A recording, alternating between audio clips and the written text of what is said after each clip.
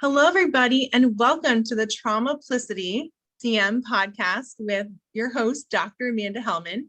This podcast happens every week, and we have amazing guests on to share part of their trauma story, part of the different tips and strategies they have, as well as an encouraging message. And with this, we really are looking at trauma plus simplicity. And you're like, what's that? Well, it's trauma plus simplicity, meaning our brain can handle simple. And even if trauma can be complex and it takes time, our brain likes simple, even though there's nothing simple about trauma, to be honest. And so tonight, I'm really so excited to have our guest Suzanne Burns on, and she'll be sharing her story. And Suzanne Burns is an author, speaker, and a coach. She is the founder and director of a maternity home nonprofit for mothers in crisis. And she is a developer of the Wisdom Method, trademarked, a trauma-informed approach to holistic client transformation. Suzanne, it's so wonderful to have you on. Thank you so much. Thanks, Amanda. I'm glad to be here. Absolutely. And just starting, what is part of your trauma story? And again, you can go into what specific trauma you'll talk about today. Yeah, my story started, my guesstimate is that your audience is probably already familiar with ACEs, adverse childhood experiences. And so my story started as a 0. My birth to age 18 was very stable, was very secure in a lot of ways. Nothing is perfect, obviously. But I grew up in a very tight-knit Christian home, and then went off to college to a very tight-knit private Christian school in a small denomination, except that I was then 1,800 miles from home.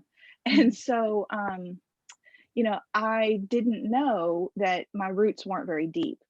And so in my own stability. And so by the time I was a junior in college, I found myself smoking, I was drinking, I was experimenting with illegal drugs. And then one day I woke up pregnant. And that kind of led me on this journey. I was in a relationship that was not healthy.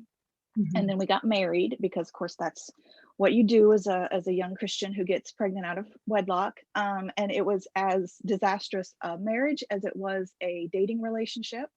And so within about 2 years, we were divorced again.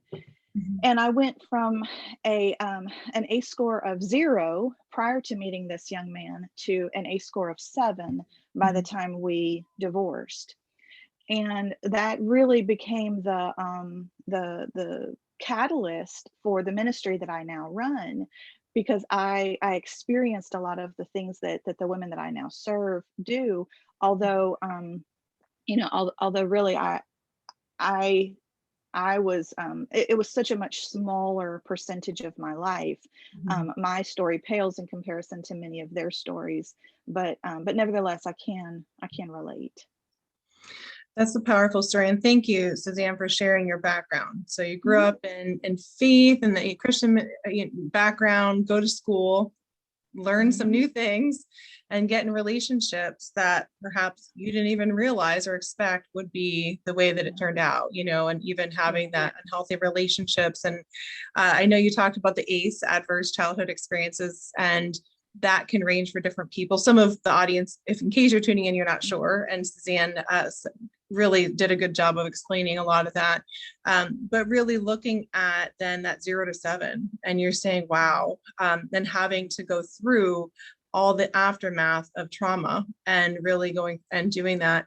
And I also think it's amazing that you're now helping other people, especially women that have gone through this, and perhaps because they may have the mentality of, okay, I just have to marry because I'm pregnant, or all these different expectations, societal or family functions that also impact them. So you really hit on a lot of different areas for trauma, Suzanne, so thank you.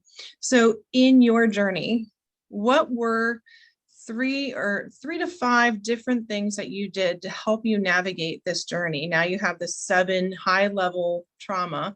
And so what did that look like for you?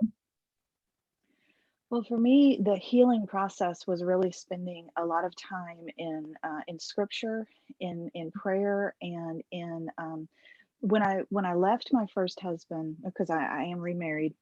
Mhm. When I left him, I made a commitment that I was not going to date again for at least a year.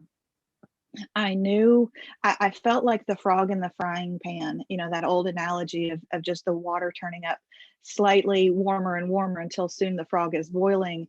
And it had the capacity to escape at any time. And, that was exactly how I saw myself living through that. Like, how did I go from here to here and think that it was okay? What went wrong in me? And so that was my journey of really strengthening my roots. How do I not do this again? I have seen time after time, I have seen women who get out of one bad relationship and then jump into uh, an equally bad, if not worse, relationship, just chasing that shiny object, just chasing that person who will love her, just chasing Mhm. after somebody who will take care of her or will pay the other half of this month's rent, or so many different reasons. But Mhm. I did not want to do that to myself or to my son. He was almost two at the time, and I knew that we needed something of stability underneath us both. And so for me, it was a lot of prayer and Bible study, but it was also talking about it and being honest with the people around me. It was coming alongside older women that I worked with who could mentor me and encourage me and teach me different ways. And not all of them were Christians Mhm. necessarily, but they all taught me something in love and in strength that that here it is 20 odd years later, and I still carry their memories with me now.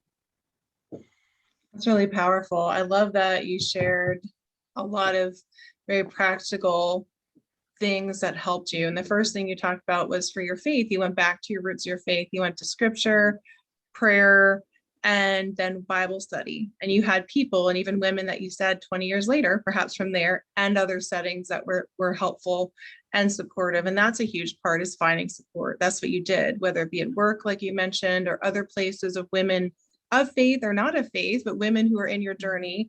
And you remember that wisdom all this time later, which is really powerful.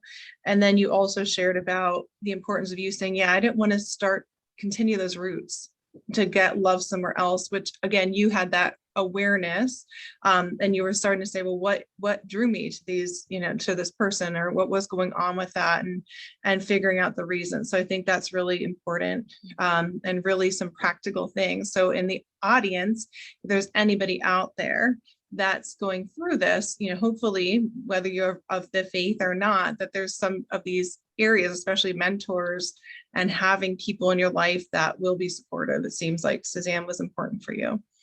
Um, so then thinking about, and I just want to go into, I think, just the roots, because it seems like then that's my passion too. But it seems like for you as a coach, is that things that you do? You have people look at where they got into different patterns, perhaps? Exactly. Yeah, I think that for me, looking back, I realized that my roots were very shallow in my faith. My parents were very strong in the faith, and they kept myself and my brother very close. Do To the best of their abilities, they were doing what they believed good Christian parents did. Mhm. And it wasn't until I was so far away and kind of the master of my own future that I realized that what had happened was I was actually a tree that was planted too closely. And so my roots were never they weren't required to grow. My earrings have the tree of life on them, and that's a symbol that we use in our ministry. Mhm. And we talk about the roots in a tree a lot because we think that it is a problem for a tree to go through drought or heavy winds or heavy rain, but actually it is not pleasant, sure, but actually it's those things that are unfortunate that cause the roots to go down deep so that the next time they're able to better withstand. And what happened for me is that I was a tree that was planted too closely to my parents, and I didn't ever need to have deep roots because they took care of that for me. And so when I got out into the world, it was when I discovered that my roots were too shallow. So as I'm talking with others, as I'm working with our clients now, the majority of my clients in the nonprofit, in our maternity home, those are women who really have never had roots for the most part. They're pregnant and homeless, coming out of jail or addiction. Many of them have spent time in foster care. They've lived a transient lifestyle for a large portion of their lives, and you know, they're in their 18 to 20, 25, 30-ish age range. And so for many of them, they don't have the resiliency to fall back on that I did. I had the awareness of what life ought to look like, to compare and contrast, and these women for the most part don't. So when we're working with them, we're really having to teach them an entirely new way of looking at things, and waiting out that process. What I've learned over the years is that it really is just long and slow and hard. And the more time and effort you put into something, the more successful you're actually going to become. So our program is generally 6 months to a year and a half, depending on the particular client and, you know, her situation, her needs, her child's needs, those things. When I'm working with coaching clients, my primary coaching client is either somebody who wants to start a nonprofit or one who wants to strengthen it and expand it. You know, I'm looking for those same things. What faulty thinking has gotten you to this point? Is it money? You know, is it poverty thinking? Oh, I can't grow, I can't expand, I can't take on more clients because I don't have enough money. Is it your inferiority complex? Well, who am I to talk to these clients, and who am I to do these things, and how can I go to a country club event and talk to donors about giving big money? And you know, what is your root issue that's holding you back? Because at the end of the day, my personal faith says that if you have been called to something, then it is already done. It is already finished. You simply have to continue to walk the pathway till it is visible.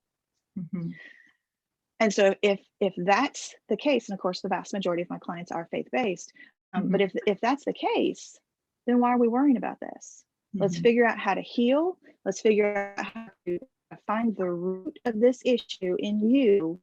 Let's move on. Let's move on. Yeah, that's really powerful. And I love the tree analogy that you talked about. And so some of, whether it be shallow or deeply rooted, and how you were really just more shallow in terms of like with your parents, right? You were really following that, and then you really had to get your own tree rooted. And a lot of the clients that you're working with, they may not have that background where you had, where you're like, okay, there was a contrast for you.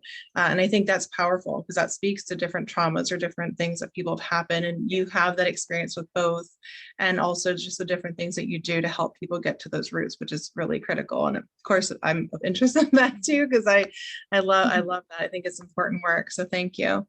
And so now coming to the conclusion of this time with you, and I just love what you do, and certainly will post your website. I know you gave that, so that'll be part of this, so people can get in touch with you certainly through that and get more information. But thinking of the audience, there may be women out there or different people of either they had the same experience as you did, or perhaps are coming in with lots of trauma and not quite sure what to do. What would be a word of encouragement you have for anyone listening in the audience right now? Yeah. Well, two different ones leap to mind immediately. First of all, everything is healable. Everything is overcomable if you're willing to put in the effort. One of the things we talk about is that every one of our moms can be a good mom if she's willing to put in the time and the sacrifice to do so. And then the other one would be, you aren't alone. You aren't broken and damaged beyond repair. It is okay. It will be okay. You can do this. You can overcome this. because other women have. One of my mom, when I was learning to drive stick shift, one of my favorite mom quotes, she said, look, she's very, very Southern. She said, look, honey, if guys named Bubba can do this, you can too. And that became like my life mantra, right? It's like, if somebody else can do this, I can do this. If guys named Bubba can drive this truck, I can. If somebody else can, build this, I can. If somebody else can heal from this, I can. And so that's kind of been my life focus. Like, if I can do it, so can you. If she can do it, so can I. That's really powerful. I love it. And I love the Bubba, just because we go back to simplicity, right? If we know that it's possible, we know other people have gone through it, your encouragement to women at different places is important, that you're not alone, that there are people willing to support you, and that you can do this too. So I love that message. And so thank you so much, Suzanne. It was great to talk with you, to hear your story, how you help other people, things that you have done over the years, and all the wisdom that you've learned, and how you're helping in your ministry and helping with coaching and helping many people to continue to move forward. So thank you so much. And certainly, audience, you'll have the opportunity to reach out if you have any questions to Suzanne. With that said, I'd love to have everybody back. So certainly tune in next week. We'll be talking about traumaplicity, having guests share their story and also their strategies, as well as encouragement, because as Suzanne had just mentioned, all of us we can do this together. You're not alone, and there is always hope and help for you. So thank you all. Thank you, Suzanne, once again. Yeah, thank you.